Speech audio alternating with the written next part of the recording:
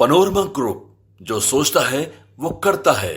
1952 में प्रारंभ होकर और अब 2025 की जो स्थिति है उसमें 12,120 विद्यालय पूरे देश में ये संचालित है। ये 12,120 विद्यालय वो संख्या बता रहा हूँ मैं, जो जिन विद्यालयों को हम देखते हैं। पटना नगर में भी विद्यालय हैं, तो जो सरस्वती शिशु मंदिर और विद्या मंदिर नाम से चलने वाले विद्यालय, ऐसे अनेक राज्यों में अलग अलग नामों से भी।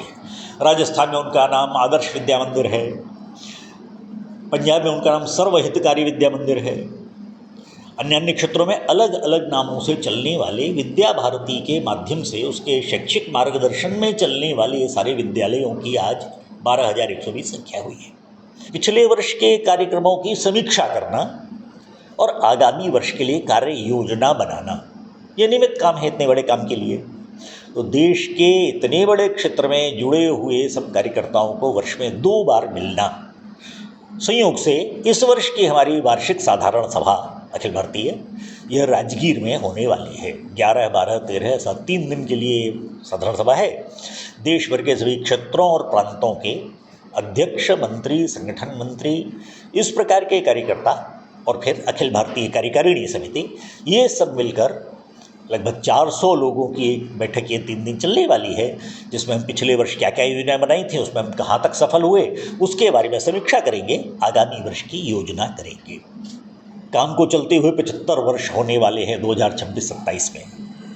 1952 में काम शुरू हुआ तो अमृत महोत्सव विद्या भारती के काम का भी प्रारंभ होने वाला है। उसको लेकर भी कुछ योजना इस वर्ष हम लोग विचार करेंगे। अपने काम में कौन से क्षेत्र में अभी तक हम नहीं पहुँचे हैं, वहाँ पर पहुँचने का प्रयास करेंगे। शिक्षा के क्षेत्र में राष्ट्रीय शिक्षा नीति का क्रियान्वयन, ये एक नई चुनौती है देश के सामने, शिक्षा क्षेत्र के सामने। हम जो भी शिक्षा क्षेत्र के संगठन है, इसलिए उसके क्रियान्वयन में, ऐसे तो कहने को शिक्षा नीति सरकार का विषय है, लेकिन अगर सरकार ने राष्ट्र के हित में, शिक्षा क्षेत्र के हित में कोई काम किया है तो उसका क्रियान्वयन करना ये हमारी भी जिम्मेदारी है। इस नाते से हम उसके बारे में भी समीक्षा करेंगे। हम क्या प्रयोग कर रहे हैं, कहाँ तक पहुँचे हैं, आगे अपने को क्या करना अपेक्षित है। और इसलिए ऐसे अवसरों को कैसे सामना करना, ये सिखाने के लिए कुछ कार्यक्रम हम सभी मिलकर, ये जो मैंने नाम लिया है 30 संगठन ऐसे हैं, वे मिलकर इस प्रकार के कुछ कॉमन कार्यक्रम करें। देश के लिए, शिक्षा क्षेत्र के लिए ऐसे कॉमन मिनिमम प्रोग्राम तो 2 राउंड, पहली बार दिल्ली में पिछले वर्ष मार्च में हम लोग बैठे थे, और उसके बाद चेन्नई में चिन्मय मिशन के स्वामी मित्रानंद जी जो उसके प्रमुख हैं, उनकी अध्यक्षता में हम लोग पुनः एक बार चेन्नई में उनके आश्रम में बैठे थे। और ऐसे इतने संगठनों के प्रतिनिधियों ने मिलकर देश की शिक्षा के बारे में कुछ अच्छे प्रयोग किए जाएं, ऐसा निर्णय लिया है। तो विद्या भारती उस दिशा में भी प्रयासरत है। ऐसे कुछ प्रमुख काम हम लोग अभी कर रहे हैं। आगे किस दिशा में चलना और क्या क्या करना, तो आगे जो साधारण सभा 3 दिन की हमारी होने वाली है, उसमें हम लोग योजना बनाएंगे, समीक्षा करेंगे, किस दिशा में चलना, कितना आगे जाना है, क्या स्पीड, गति कितनी रखनी, और फिर शिक्षा क्षेत्र में इस प्रकार के प्रयोगों की समीक्षा, उसका क्रियान्वयन कैसा हुआ, इसका विचार करना। इसके लिए 3 दिन हम लोग मिलने वाले हैं। राजगीर में है, आप में से जिन लोगों के कार्यक्षेत्र में राजगीर है, स्वागत है, पधारें आप लोग, देखें विद्या भारती की साधारण सभा के विषयों को। और प्रेस विज्ञप्ति तो आपको फैक्ट्स वगैरह बताने के लिए ये दी ही जा रही है। देश के संविधान में 22 भाषाओं का 8वीं अनुसूची में उल्लेख है। इन 22 में से 20 भाषाओं के माध्यम में विद्या भारती के विद्यालय चलते हैं। यानी हम पूरे देश में, हमारा व्याप इतना है, केवल 2 भाषाएं जिनमें उस माध्यम का हमारा विद्यालय नहीं है, उर्दू और सिंधी, इन 2 भाषा माध्यम में, मीडियम में चलने वाले विद्यालय नहीं है। शेष भारत के संविधान की 22 भाषाओं में से 20 भाषाओं में विद्या भारती के विद्यालय चलते हैं। तो ये एक बड़ा काम विद्या भारती का देश भर में आज व्याप हुआ है। उस काम को एक बार सारा पुनर्विचार करने के लिए हम लोग मिलने वाले हैं। उसी अवसर पर आप सब लोगों को भी यहाँ आमंत्रित करके और आपके साथ कुछ बात साझा की जाए, ऐसा एक निवेदन आप लोगों के सामने करने के लिए मैं उपस्थित हुआ था। आप लोगों की ओर से कोई इस संबंध में प्रश्न है, बिहार राज्य के संबंध में, झारखंड के बारे में कुछ ऐसा विषय होगा तो हमारे माननीय अध्यक्ष जी उसके बारे में कुछ जानकारी दे सकते हैं। ये जो नई शिक्षा नीति है, तो ये एकदम अलग कैसे है, खास कैसे है, जरा इसको समझना चाह रहे हैं, क्योंकि बड़ी बवाल मचा हुआ है इसमें राष्ट्रीय शिक्षा नीति।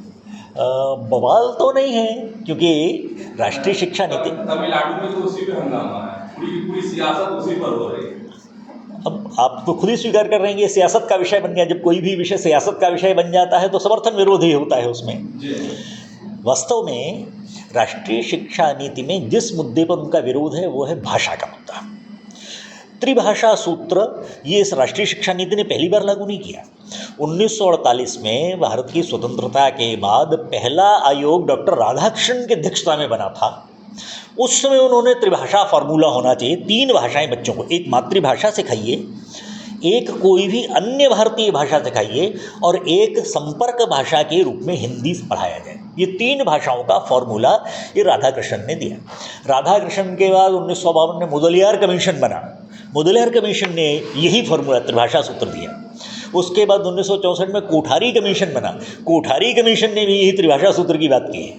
3 भाषाएं बच्चों को सिखानी चाहिए, मातृभाषा उनको अच्छे से आना चाहिए, संपर्क भाषा के रूप में देश भर में कहीं भी जाना तो हिंदी जानना चाहिए, और एक अन्य कोई संपर्क भाषा, वो देश की भाषा हो सकती है, वो विदेशी भाषा हो सकती है, इसकी चर्चा।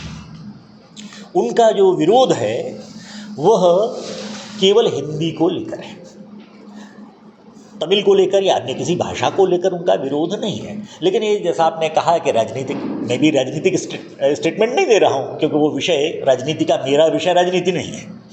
कर्नाटक सरकार ने जैसे घोषणा की कि कर्नाटक में नौकरी करने आना है। आप लोग जानते हैं कि बेंगलोर इस समय देश का सबसे बड़ा आईटी हब है, देश भर के। बिहार के ही, अभी हम लोगों की बेंगलोर में एक बैठक थी, उसमें बिहार और झारखंड से जिन्होंने हमारे विद्या भारती विद्यालयों में शिक्षा प्राप्त की और आज आईटी सेक्टर में वहाँ काम कर रहे हैं, ऐसे 250 विद्यार्थी इकट्ठे हुए थे जिनके बारे में हम जानते हैं, और हो सकता है 2500 और हों जो बेंगलोर में रहते हैं और हमें मालूम नहीं कि वो बेंगलोर में हैं।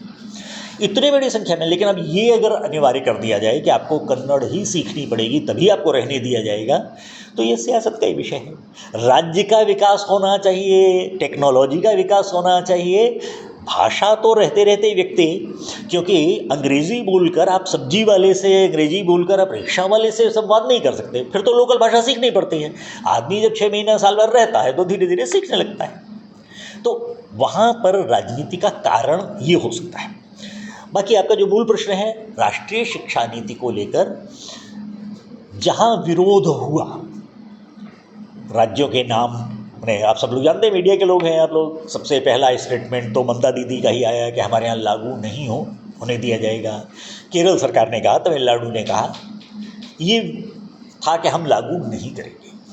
लेकिन धीरे धीरे वहाँ के शिक्षाविदों ने ये बात कही कि यदि आप राष्ट्रीय शिक्षा नीति लागू नहीं करेंगे तो हमारे प्रदेश के विद्यार्थी आज के 10 साल बाद अखिल भारतीय स्तरीय परीक्षाओं में नहीं बैठ पाएंगे, क्योंकि सिलेबस तो वो होगा राष्ट्रीय शिक्षा नीति का। हमारे विद्यार्थी यदि उससे पढ़े हुए नहीं होंगे तो उनकी समस्या होगी। और धीरे धीरे उन्होंने जितना भी आवश्यक, तो परिवर्तन उसमें ऐसा कुछ नहीं है जिसके कारण से बवाल मचाया जाए या बवाल मचे। लेकिन एक आरोप है, तो कह रहे हैं कि विद्या भारती जो है अपनी विचारधारा को इस शिक्षा नीति में सौंप दी है। आरोप लगाने में तो कोई आपत्ति नहीं है, नहीं, हमें तो इसे प्रशंसा मानना चाहिए आरोप के बजाय। यदि सरकार हमारी इतनी सुनती है, आप बता रहे थे कि 30 अन्य संगठनों के साथ मिलकर हम लोग काम करते हैं, जी, तो ऐसे ही जो चर्च के माध्यम से स्कूल कॉलेज संचालित हो रहे हैं, तो जरा उनसे भी राय विचार ले लेते हैं। बिल्कुल लेंगे।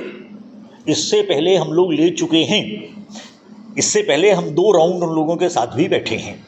क्योंकि देखिए, किसी भी धर्म संप्रदाय का विषय अगर किनारे कर दिया जाए तो जीवन मूल्य तो सब सिखाना चाहता है ना। अच्छे मनुष्य बनो, अच्छे नागरिक बनो, ये चाहे कन्वेंट के स्कूल हों, चाहे मदरसा हों, कोई गलत बात तो नहीं सिखाते हैं। जीवन में अच्छा मनुष्य बनना ये तो सबका उद्देश्य है। तो हम सबके साथ मिलकर काम करने के लिए तैयार हैं। पहले ये जो बड़ी संख्या में चलने वाले एक प्रकार के विचार करने वाले लोग हैं उनके साथ बैठना हुआ, परंतु उसमें हमने कहीं ये अंतर या ये हमने अपना लिमिट सीमा नहीं बांधी है कि हम इसके बाद अच्छे संस्थानों के साथ नहीं बैठेंगे या नहीं बात करेंगे। रहा सवाल सरकार के ऊपर प्रभाव डालने का, तो ये जो मैंने कहा कि 2 बार बैठना हुआ, उसमें सरकार का कोई प्रतिनिधि नहीं था। नहीं तो यदि ऐसा होता तो जितने नाम मैंने संगठनों के बोले हैं, इन सब में इतने प्रभावी लोग हैं कि उनमें से किसी के भी बुलावे पर केंद्र के या राज्यों के शिक्षा मंत्री आ सकते थे, लेकिन उन्होंने किसी शैक्षिक यानी शिक्षा के मंत्रालय के, शिक्षा के विभाग के अधिकारियों को, राजनीतिक लोगों को आमंत्रित नहीं करें। हम अपने स्तर से अच्छा काम करके एक मॉडल प्रस्तुत करेंगे, उस मॉडल को सरकार भी चाहती है तो स्वीकार कर सकती है। ऐसे प्रयोग के साथ बिना उसके हमारी कोई तैयारी नहीं, हमारे पास कुछ डॉक्यूमेंट नहीं, अभिलेख नहीं, हम बिना उसके प्रस्ताव लेकर जाएं, ये कुछ शोभा देने वाली बात नहीं। तो एक बार इन संस्थाओं के साथ एक मत होकर फिर सरकार के सामने अपना विचार रखना। जब राष्ट्रीय शिक्षा नीति बन रही थी, आपने जो बात कही, उस आरोप को अगर आरोप कहा जाए तो मैं स्वीकार भी कर रहा हूँ, हमने देश भर में 250 से अधिक स्थानों पर, एग्जैक्टली 269 स्थानों पर विद्वत गोष्ठियाँ की। इनमें उपस्थित विद्वत गोष्ठियाँ ये विद्या भारती या बीजेपी या आरएसएस के लोग नहीं थे, विद्वान लोग थे।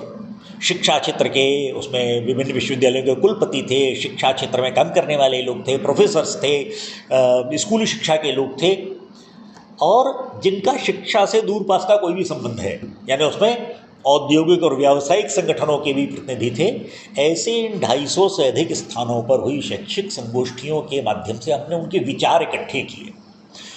लिख कर देना ये बहुत सौहों में नहीं होता, जिन्होंने लिख कर दिया। उसके लिए सरकार ने भी अपना प्रयोग किया था, आप लोगों को ध्यान में होगा। तो लगभग 3 लाख सुझाव राष्ट्रीय शिक्षा नीति के लिए जो कस्तूरी रंगन कमेटी बनाई गई थी, उसको 3 लाख मेल मिले थे इस बात के लिए। ईमेल पर वो देना था तो मेल पर उनको मिले थे।